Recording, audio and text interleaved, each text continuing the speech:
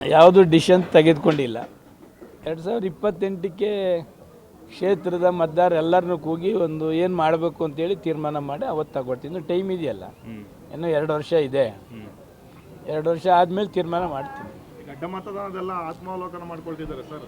ವಿಜೇಂದ್ರ ಅವರು ಹೇಳ್ತಾರೆ ಧರ್ಮಸ್ಥಳದಲ್ಲೇ ಇದು ಶಾಸಕಾಂಗ ಪರಿಷತ್ ಸಭೆ ಮಾಡೋಣ, ಆಣೆ ಪ್ರಮಾಣ ಮಾಡಿ ಅಂತ ಹೇಳ್ತಿದ್ದಾರೆ. ಆದರೆ ಕೆಲವರು ಒಪ್ಕೊಳ್ತಾ ಇದ್ದಾರೆ. ನನಗೆ ಅಲ್ಲ, ಸುಮ್ಮನೆ ನಾನು ಹೇಳ್ತಕ್ಕಂಥದ್ದು, ಆರ್ ಅಶೋಕ್ರವರು ವಿಜೇಂದ್ರನ ಅಭ್ಯರ್ಥಿಯನ್ನು ಸೋಲಿಸ್ಬೇಕು ಅಂತಕ್ಕಂಥದ್ದು ಇರ್ಬೋದು. ವಿಜೇಂದ್ರ ಅವರು ಅಶೋಕರ ಅಭ್ಯರ್ಥಿಯನ್ನು ಸೋಲಿಸ್ಬೇಕು ಅಂತಕ್ಕಂಥದ್ದು ಇರ್ಬೋದು. ಅದರಿಂದ ಅಶೋಕು ಮತ್ತು ವಿಜೇಂದ್ರನ ಇಬ್ಬರು ಹೋಗಿ ಪ್ರಮಾಣ ಮಾಡಿಬಿಟ್ರೆ ಸಾಕು.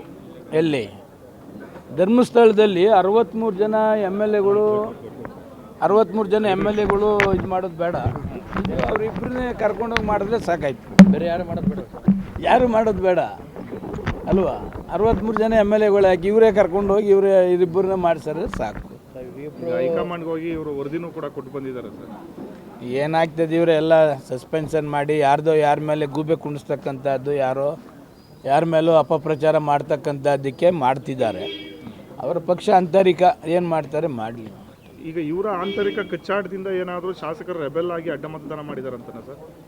100% ಅದೇ ಥರ ಆಗಿದೆ.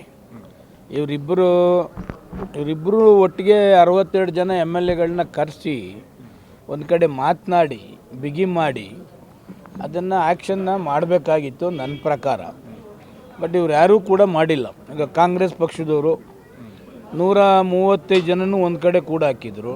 ಅವ್ರಿಗೆ ಟ್ರೈನಿಂಗ್ ಕೊಡ್ತಾಯಿದ್ರು, ಏನೆಲ್ಲ ಅನಾಹುತ ಆಗ್ತದೆ, ಏನೆಲ್ಲ ತೊಂದರೆ ಆಗ್ತದೆ, ಹೆಚ್ಚು ಕಡಿಮೆ ಆದರೆ ಅಂತಕ್ಕಂಥದ್ದಿತ್ತು. ಒಬ್ಬೊಬ್ಬರನ್ನೇ ಎಮ್ ಎಲ್ ಎಗಳನ್ನ ಕೂಗಿ ವೋಟ್ ಮಾಡ್ತಕ್ಕಂಥದ್ದಕ್ಕೂ ಕೂಡ ಮಾಡ್ತಾಯಿದ್ರು.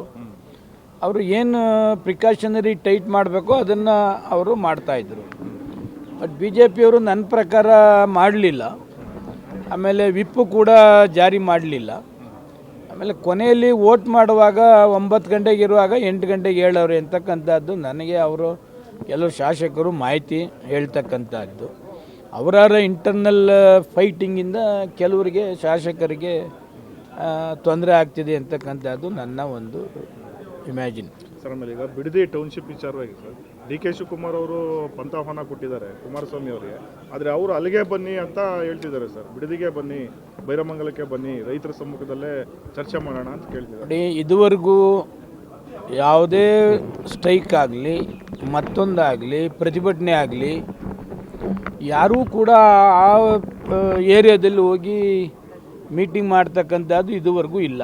ಅದು ಕಾವೇರಿ ಇಶ್ಯೂ ಇರ್ಬೋದು, ಬೇರೆ ಇಶ್ಯೂ ಇರ್ಬೋದು, ಎಲ್ಲ ಕೂಡ ವಿಧಾನಸೌಧದಲ್ಲೇ ಸರ್ವಪಕ್ಷ ಮೀಟಿಂಗ್ ಮಾಡ್ತಕ್ಕಂಥದ್ದು ಕೂಡ ವಿಧಾನಸೌಧದಲ್ಲೇ. ಈವನ್ ಕೆಂಪೇಗೌಡ ಬಡಾವಣೆದು ಕೂಡ ಇಶ್ಯೂ ಆದಾಗಲೂ ಕೂಡ ವಿಧಾನಸೌಧದಲ್ಲೇ ಆಗಿ ಅದನ್ನು ಕೂಡ ಫೈನಲ್ ಆದದ್ದು. ಅದಕ್ಕೆ ಬಿಡದಿಲ್ಲಿ ಹೋಗಿ ಮಾತಾಡೋದಕ್ಕಿಂತ ವಿಧಾನಸೌಧ ಇರ್ತದೆ, 5 ಜನ ಪ್ರತಿನಿಧಿಗಳು ಕುಳಿತು ಮಾತಾಡಿದ್ರೆ ಬಗೆಹರಿಸ್ಕೊಳ್ತಕ್ಕಂಥದ್ದು. ಎಲ್ಲ ರೈತರನ್ನ ಹಾಕ್ಕೊಂಡು ನೀವು ಬಗೆಹರಿಸ್ತಕ್ಕಂಥದ್ದು ಏನಾಗ್ತದೆ? ಈಗ ನೈಸ್ದು 1900 ಎಕರೆ 40 ಲಕ್ಷ ಕೊಟ್ಟರು. ಯಾಕಿನ್ನೂ ಬಗೆಹರಿಸಲಿಲ್ಲ ಇವರು? ಇವತ್ತು ಒಂದು 40 ಎಕರೆ ಟೌನ್ಶಿಪ್ ಕೊಟ್ಟಿದ್ದಾರಲ್ಲ, ಇವತ್ತು 1 ಎಕರೆಗೆ 6 ಕೋಟಿ ಹೋಗ್ತದೆ. ನೈಸರು 40 ಲಕ್ಷ ಕೊಡ್ತಿದ್ದಾರೆ. ಅದನ್ನು ಯಾಕೆ ಬಗೆಹರಿಸಲಿಲ್ಲ? ವಿಧಾನಸೌಧದಲ್ಲಿ ಕುಳಿತುಕೋಬೇಕಪ್ಪ. ಕೇಂದ್ರ ಸರ್ಕಾರದ ಸಚಿವರು ಇವರು, ಅವ್ರ ಎಮ್ ಎಲ್ ಎಗಳನ್ನ ಕುಣಿಸಿ ಎಲ್ಲನೂ ಮಾತಾಡಿಸಿ ರೈತರಿಗೆ ಬಗೆಹರಿಸ್ಬೇಕು ಅಂತಕ್ಕಂಥದ್ದು ರಿಯಲ್ ಇದ್ದರೆ ಅವರು ವಿಧಾನಸೌಧದಲ್ಲಿ ಕುಳಿತು ಚರ್ಚೆ ಮಾಡಲಿ. ವಿಧಾನಸೌಧ ಬಗೆಹರಿದೇ ಹೋದರೆ ಅವ್ರ ಹೋರಾಟ, ಇವ್ರ ಪಾಡಿಗೆ ಇವ್ರ ಹೋರಾಟ. ಸರ್, ಶೋಭಾ ಕರಂದ್ಲಾಜೆ ಒಂದು ಆರೋಪ ಮಾಡಿದ್ದಾರೆ. ಇವರು ಕೂಡ ಅಡ್ಡಮತದಾನ ಕೇಳ್ಕೊಂಡು ಓಡಾಡ್ತಾ ಇದ್ದಾರೆ ಅಂತ ರಾಜೀನಾಮೆ ಕೊಟ್ಟು ಹೋಗಲಿ. ಈಗ ಇಷ್ಟೆಲ್ಲ ಅನಾಹುತ ಆಗೋಕ್ಕೆ ಭಾರತೀಯ ಜನತಾ ಪಕ್ಷದಲ್ಲಿ ಶೋಭನೆ ಕಾರಣ. ಶೋಭಾ ಮೇಡಮ್ಗೆ ಆರ್ ಅಶೋಕ್ ಕಂಡ್ರೂ ಆಗಲ್ಲ, ವಿಜೇಂದ್ರ ಕಂಡ್ರೂ ಆಗಲ್ಲ. ಇವರಿಬ್ಬರನ್ನು ಟಾರ್ಗೆಟ್ ಮಾಡಿ ಈ BJP ಪಕ್ಷದಲ್ಲಿ ಅಲ್ಲೋಲ ಕಲ್ಲೋಲ ಮಾಡಬೇಕಾದ್ರೆ ಈ ಅಮ್ಮನೇ ಕಾರಣ. ಈ ಅಮ್ಮನ್ನ ಫಸ್ಟು ಧರ್ಮಸ್ಥಳಕ್ಕೆ ಹೋಗಿ ನಿಲ್ಲಿಸಿದ್ರೆ ಅಶೋಕನ್ನು ಸೋಲಿಸ್ಬೇಕು, ವಿಜೇಂದ್ರನ ಸೋಲಿಸ್ಬೇಕು ಅಂತಕ್ಕಂಥದ್ದು ಅವರಿಬ್ಬರಿಗೂ ಕೆಟ್ಟ ಹೆಸರು ತರಬೇಕು ಅಂತಕ್ಕಂಥದ್ದೇ ಮೈಂಡ್ ಮಾಡಿರ್ತಕ್ಕಂಥದ್ದೇ ಈ ಅಮ್ಮನೇ ಶೋಭಾ ಮೇಡಮ್ಮೆ. ಅದಕ್ಕೆ ನಮ್ಗೆ ಹೇಳ್ಬೇಕಾದ ನೆಸೆಸಿಟಿ ಅಮ್ಮ ಇಲ್ಲ. ನಾನು ಓಪನ್ನಾಗೆ ಚಾಲೆಂಜ್ ಮಾಡಿದ್ದೇನೆ. ಬಿ ಜೆ ಪಿಯವರು ಕರ್ಟಸಿಗೂ ನಮ್ಮನ್ನು ಕೇಳಲಿಲ್ಲ, ನನಗೆ ಹೆಬ್ಬಾರಿಗೆ ಅಂತೇಳಿ ಮುಖ್ಯಮಂತ್ರಿಗಳು ಕರೆದಿದ್ರು, ಒಪ್ಕೊಂಡ್ರು, ಕ್ಷೇತ್ರಕ್ಕೆ ಅನುದಾನ ಕೊಡ್ತೀವಿ ಅಂತ ಹೇಳಿದರು, ಅನುದಾನ ಕೊಟ್ಟಿದ್ದಾರೆ, ಮತ ಹಾಕಿದ್ದೀನಿ, ಓಪನ್ನಾಗಿ ಹೇಳ್ತಾ ಇದ್ದೀವಿ. ಇವ್ರು ತಾಕತ್ತಿದ್ರೆ ಕಂಡಿಡಿಲಿ, ಇವ್ರನ್ನ ಕರ್ಕೊಂಡೋಗಿ ಧರ್ಮಸ್ಥಳದಲ್ಲಿ ಮುಂದೆ ನಿಲ್ಲಿಸಿ, ಇವರು ಯಾರ್ಯಾರಿಗೂ ಅಶೋಕ್ ವಿರುದ್ಧ ಹೇಳಿದ್ದಾರೆ, ವಿಜೇಂದ್ರನ ವಿರುದ್ಧ ಮಾಡಿದ್ದಾರೆ ಅಂತೇಳಿ ಅವಾಗ ಗೊತ್ತಾಗ್ತದೆ. ಸೋಮಶೇಖರ್ನ ಕೆಣಕೋದು ಬೇಡ ಶೋಭಾ ಮೇಡಮ್ನವರು, ಗೊತ್ತಾಯ್ತಾ? ಕೆಣಕಿದ್ರೆ ನಾವು ಸರಿಯಾದ ರೀತಿಯಲ್ಲಿ ಉತ್ತರ ಕೊಡಬೇಕಾಗ್ತದೆ. ಎರಡನೇದು ಈಶ್ವರಪ್ಪನವ್ರು ನಾಲ್ಗೆ ಸರಿ ಇಲ್ಲ ಅಂತಕ್ಕಂಥದ್ದು ನನಗೂ ಕೂಡ ಮಾಹಿತಿ ಇದೆ.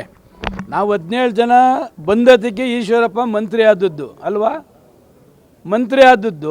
ಮಂತ್ರಿ ಕಳ್ಕೊಂಡದ್ದು ನಮ್ಮಿಂದ ಏನಾರ ಕಳ್ಕೊಂಡ್ರ? ನಮ್ಮಿಂದೇನು ಮಂತ್ರಿ ಕಳ್ಕೊಂಡಿಲ್ಲ ಅವರು. ಆದರೆ ನಾಲ್ಗೆನ ಸ್ವಲ್ಪ ಬಿಗಿ ಹಿಡಿದು ಮಾತಾಡಿದ್ರೆ ಈಶ್ವರಪ್ಪನವ್ರಿಗೂ ಅವ್ರ ಏಜ್ಗೆ ನಾವು ಗೌರವ ಕೊಡ್ತೀವಿ. ಆದರೆ ನಾಲ್ಗೆನ ಅರಿಬಿಡ್ತಕ್ಕಂಥದ್ದು ಇದೆಲ್ಲ ಸರಿ ಇಲ್ಲ.